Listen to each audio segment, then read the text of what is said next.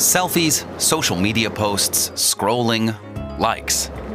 Digital media is part of everyday life for most kids and teens. It starts with writing to strangers. Someone you don't know gets to chatting with you. You post photos that perhaps go a little too far. We have a lot of cases involving pornography, especially through AI. Disputes over screen time cause conflict in many families, especially when parents urge restraint and set clear boundaries. She just spends the entire weekend in a room on a laptop. Why can't I have Snapchat on my phone? We'll discuss that when the time comes. In my view, screens are just as addictive as alcohol, cocaine, or whatever, and I wouldn't give them to my children either. By a certain age, you need a cell phone. Definitely by 16. If everyone else has one, you'll be left out. People will think you're not normal.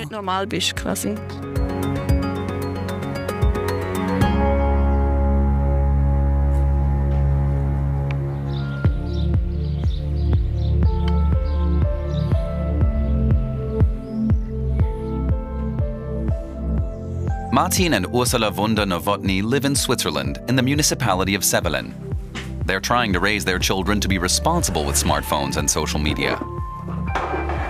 Sophia is 16 years old. She loves being creative and prefers doing craft work to spending time on her phone, like making her own jewelry, for example. All my friends have way more options on their phones than I do, and no time limits. They're on their phones a lot at school. It makes me uncomfortable when they're all busy answering messages or on Instagram or TikTok. Sometimes they involve me and let me watch stuff with them, but I'd rather do something else. Play a game or, I don't know, talk or something.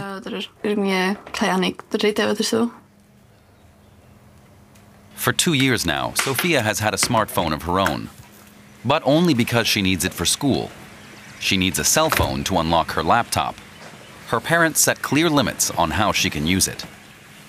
My dad can see all my activity. I was only allowed 20 minutes on WhatsApp to start with, then 45 minutes. Now he's disabled it completely. He can block my apps, and every time I want to use one, I have to request it. So this is my allotted time today, 0 minutes.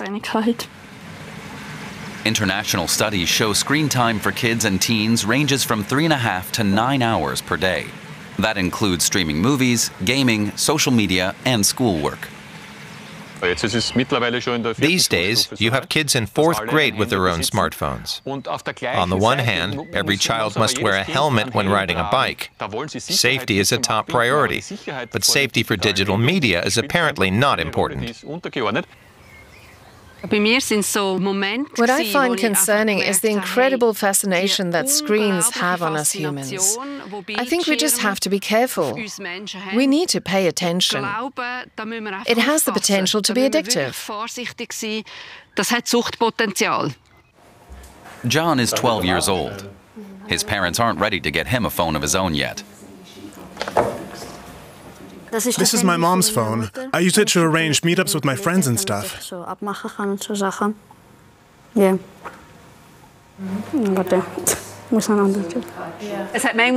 Sometimes he comes home, takes his shoes off, and immediately he's there, wanting the phone. I think, wait a minute, at least take the time to say hello. But overall he's pretty good, and most of the time he brings it back pretty quickly. I think it's increased the addictive potential a bit for me.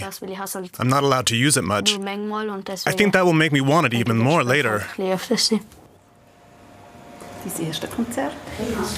John loves to be active. Where have you been? At the lake. And he has lots of hobbies. I like making stuff with wood or electronics.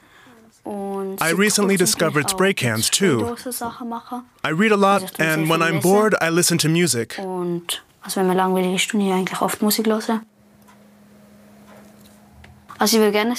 want the phone mainly for listening to music, and maybe messaging too. Most of the other kids got one when they were 8 or 9. One was even just 7. One of my friends spends 8 hours a day on his phone, others only 3. I mainly think it's cool how my parents deal with it, but sometimes I feel left out.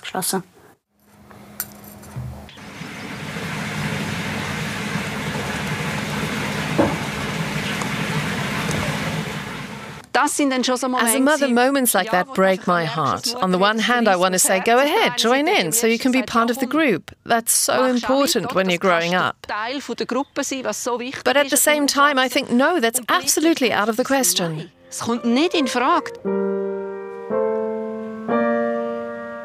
With Sophia, I was especially worried for her as a girl that she might get caught up in something, that she might be influenced badly and develop anorexia, or that she might go overboard with cosmetics and become really extreme.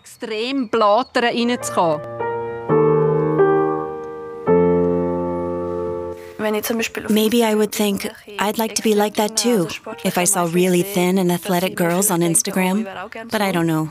I've never had a problem with thinking that others are much prettier than me. Ich weiß nicht, also ich habe einfach nie das Problem gehabt, dass ich gefunden habe, es hat viel schönere Mädchen. Aber ich glaube nicht, dass I don't think I'm well prepared for social media. I just have no experience with it. I don't know what can happen or what could go wrong. Wie kommt das am Schluss raus? Was kann alles schief laufen? You can't cut them off from social media completely. It would be nice, but that could prevent them from learning to deal with it independently and critically. We can't protect our children from the world. It's extremely important that parents explain to their children what the positives and the negatives are. Talking about sexting and sexuality on the internet is very important, for example. It's important to talk about what kind of photos you can send, where the risks are, what can happen, and what to do if a stranger writes to you. Explain everything. Talk about it. Nadi Mirian is a psychotherapist for children and adolescents. She also conducts research at the University of Cologne, Germany, on the effects of digital media on young people. This excessive smartphone use hinders children's cognitive development. It interferes with their concentration, language development, and above all, motor skills. Their creativity is no longer being stimulated. Say they're sitting on sand. They could think, how do I build something with sand? I take water and pour it on top to shape something. All of that is disappearing. That's why children should definitely not be allowed access to smartphones. With adolescents, studies have shown links to anxiety and depression. Sleep disorders were also observed, mainly due to blue screen light, which inhibits the production of melatonin. The sleep-wake cycle is disrupted. And there's this constant availability. My young people always talk about FOMO, fear of missing out. They feel like they're losing out. So what can schools do to combat these negative effects? In the Swiss town of Schwaz, a boarding school has come up with its own system. Hello, I'm Carlo. I'm 14 years old and I go to the Lyceum Alpinum school. I only have my phone for 2 hours a day because I'm one of the younger ones here. When I wake up, the first thing I want to do is check my messages. But you get used to not being able to do that. Since 2024, the Lyceum Alpinum boarding school has had a ban on smartphones, with exceptions granted according to age groups. For Carlo's older sister Chiara, different rules apply. Today, both are starting the day without their smartphone. Do you have an exam today? Yep, 2, German and biology. Oh, are you ready? Yeah, and you? Math, now. Normally I check my messages first thing. I look through everything and reply to stuff. Then I go straight to class or to breakfast. Chiara will soon be taking her high school graduation exams. During class time, she has to hand in her cell phone, but otherwise she can use it freely. This rule applies to students in the last 3 grades. She has fewer restrictions than Carlo, but still didn't find it easy. At first I wasn't impressed. We live at the boarding school, so the connection to home is important to us. This completely took that away. Cell phones remain locked away. Students can only use them in emergencies or after prior consultation.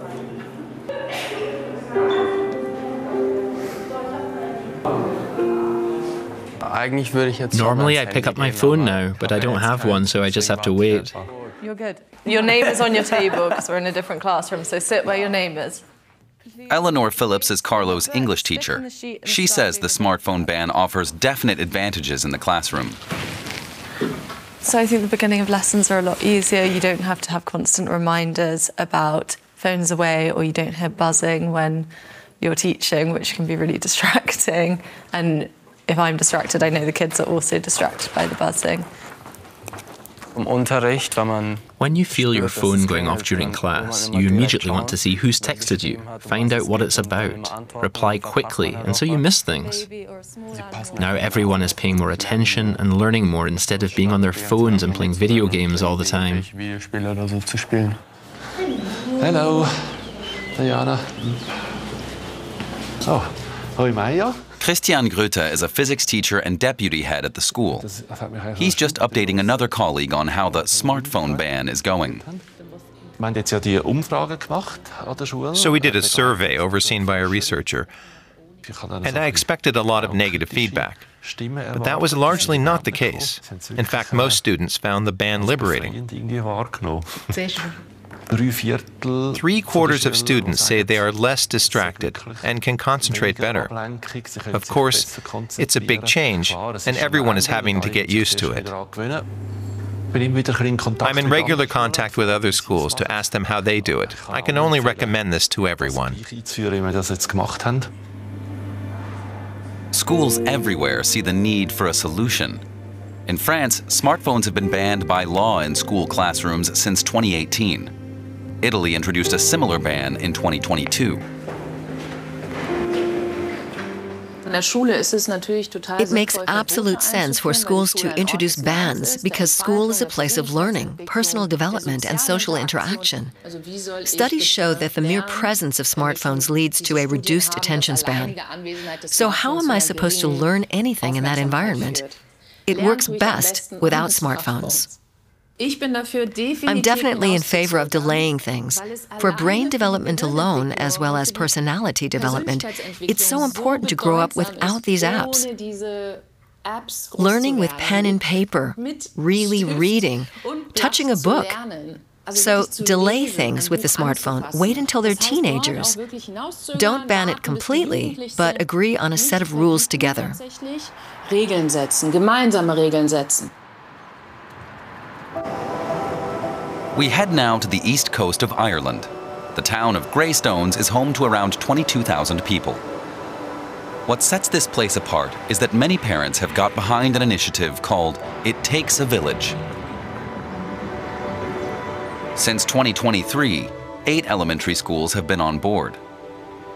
It includes a code of conduct in which parents or guardians agree voluntarily not to give their child a cell phone of their own while still at elementary school.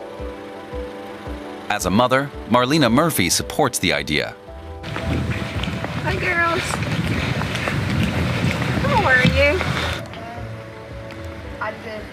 you? Massive changes like this, they won't happen overnight. So, it was an idea that was welcomed by majority of parents and majority of the schools. But in order for phones to disappear completely, it's going to take years. The thinking is that if children are older when they first get their own cell phone, they'll be less likely to come under social pressure. Sarah and Maren are 16 years old. Today they're holding a workshop for elementary school kids at their old school, St. Patrick's. They start off by talking about their own experience. I got my phone this summer going to 6th class, so I was 11. And yeah, I wish I could have waited a bit longer. I wish I knew more about limiting my time on my phone, because I got myself into a bad habit a couple of years ago, just like spending a lot of time on my phone, and it's hard to break that habit. Okay. Okay, so now we've got lots of paper and just some markers and colours over there. So we're gonna make some posters about internet safety. So does anyone have any ideas what we could put on the poster? Tips and stuff like that. Mm-hmm. Do any of you have phones? I just got one. You just got one? It's like a WhatsApp phone though. It's just so I can go out, like kind of arrange to go out with my friends and stuff. And how do you feel about having one? It's nice to have a phone, but it's not like, it's just nice to have really. Yeah. What do you think are ways that we could stay safe online? Don't be posting stuff about like your personal life maybe, like don't be like... Don't share personal information. Yeah. Have like restrictions, kind of have parents looking over your phone so they kind of can tell you what to do and not to do. Mm-hmm. Good. Okay, so will we try and put this onto a poster? Okay, what should our title be? Internet safety. Internet safety. So, online safety. Yeah. Yeah, I think it's better because it's like kind of more towards my age, so they kind of understand better, and it's good to like talk to them because like I'll be going to the same school with them, so it's kind of like to have a familiar face to look out for. Okay. Just be responsible with the time that you're spending on it, and don't fall into the trap of just like scrolling all day.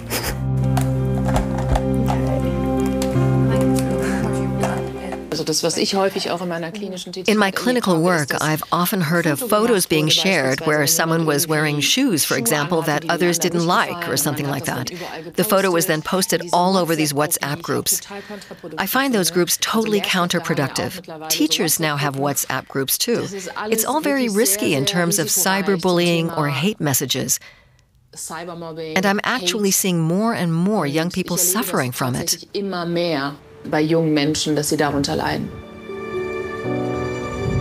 In Greystones, the initiative It Takes a Village is intended to prevent exactly that. Hello, my name is Sienna. I'm 10 years old. I like playing instruments and dancing, and I also like football. Our approach was very clear before It Takes a Village, so it definitely helped to give us that platform to feel a little bit more comfortable and find our tribe out there to make sure that we stay on the right path. When Sienna was between 2 and 3, she developed the habit that she wouldn't open her mouth unless there was a Peppa Pig being played in front of her on the screen, and that really frightened me. She sat kind of in front of TV for more than an hour and a half and just mindlessly looked at things. Her behavior would definitely change from just relaxed and kind of easygoing to a little bit more irritable, agitated, and and wanting more. Marlena and Gavin want to be good role models themselves for their daughter. You have 2 more slices there. When I'm in work, I definitely am on my phone a lot. I try my best when I'm back here not to use it as much, but I definitely use it too much. It's very hard for us to say to Sienna, don't use a phone, when I'm constantly checking my phone. And we now know how important it is not to give Sienna social media for, as long as we can possibly hold it off. Obviously, when she gets to 17, 18, it's her choice then. She becomes an adult. But I think communicating with her as well, not just saying you can't have it. Because if you say to someone you can't have it, they do the exact opposite. Good cup of tea. Good cup of tea. Cup of tea for somebody.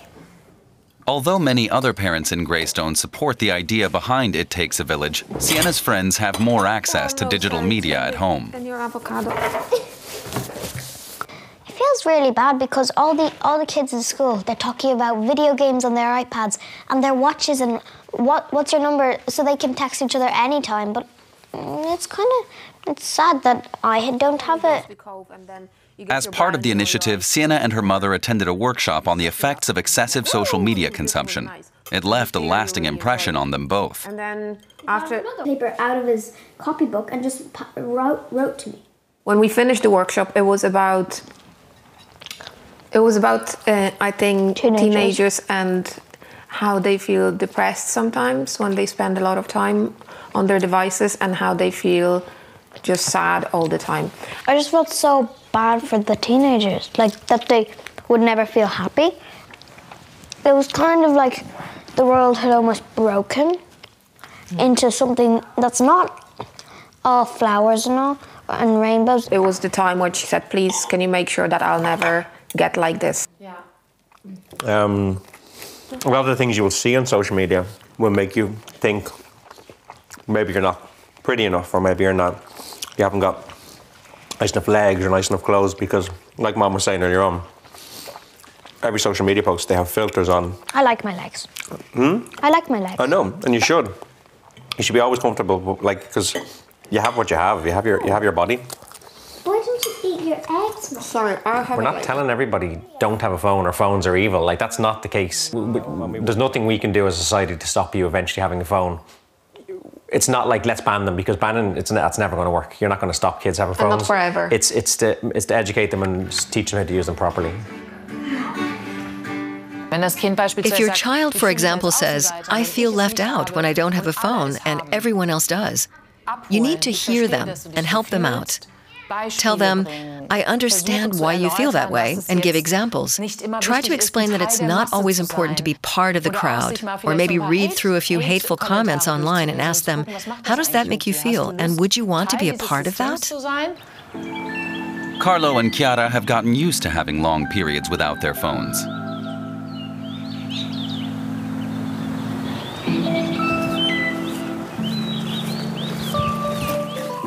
Hello. Hello. You get over it, but we do have very little phone time. School psychologist Brigida Lorenz helps students if they have any concerns. At the start of the school year, there were a lot of protests, but I think everyone has gotten used to not having it in class now. So in class it's a positive thing? Yes. If you look at who's still doing well in school these days, across the board, it's those who never needed much time for homework, who caught on very quickly and didn't have to do extra work.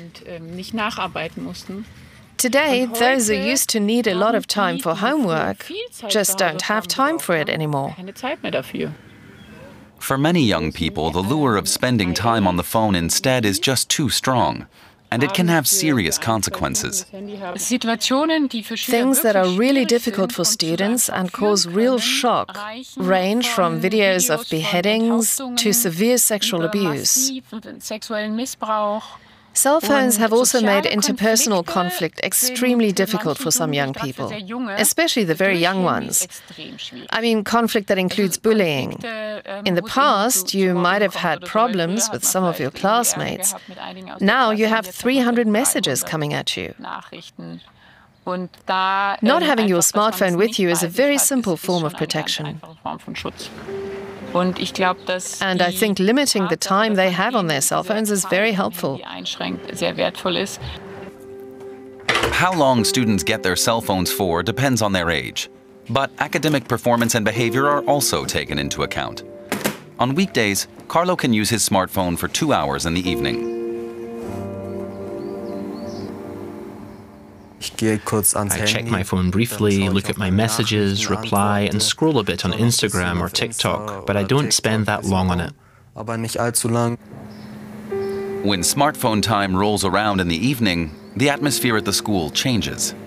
As soon as the cell phones come out, it gets much quieter, because everyone's on their phones instead of shouting or whatever. I don't use it for the entire 2 hours. I put it away and do something with my friends.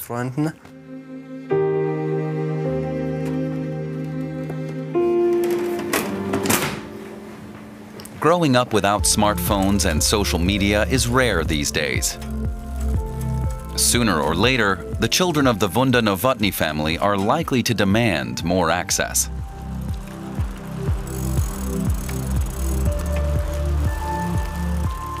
At some point, John will reach the point where we have to give in. But I hope by then he'll be mature enough to be able to deal with it differently. I certainly hope so.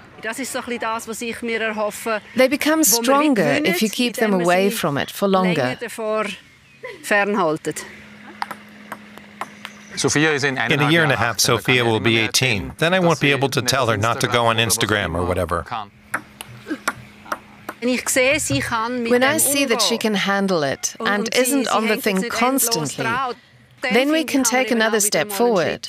Like that wonderful saying, give them roots and wings. Wurzeln und Flügel.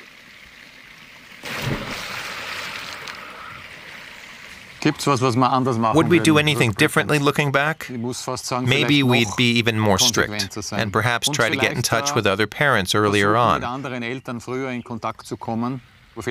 Maybe form a group at school with parents who are on the same wavelength and don't give their children cell phones.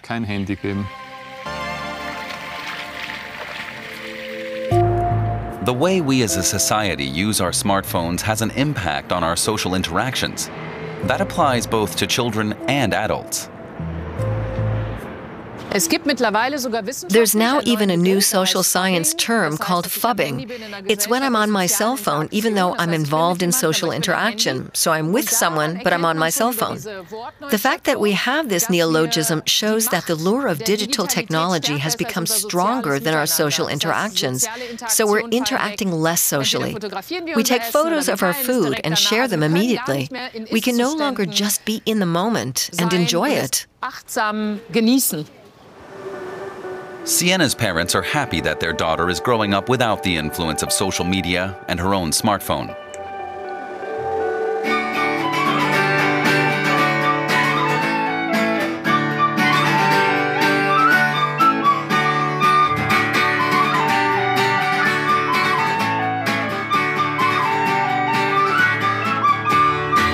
I actually just love doing the things that I do because I get to interact with people.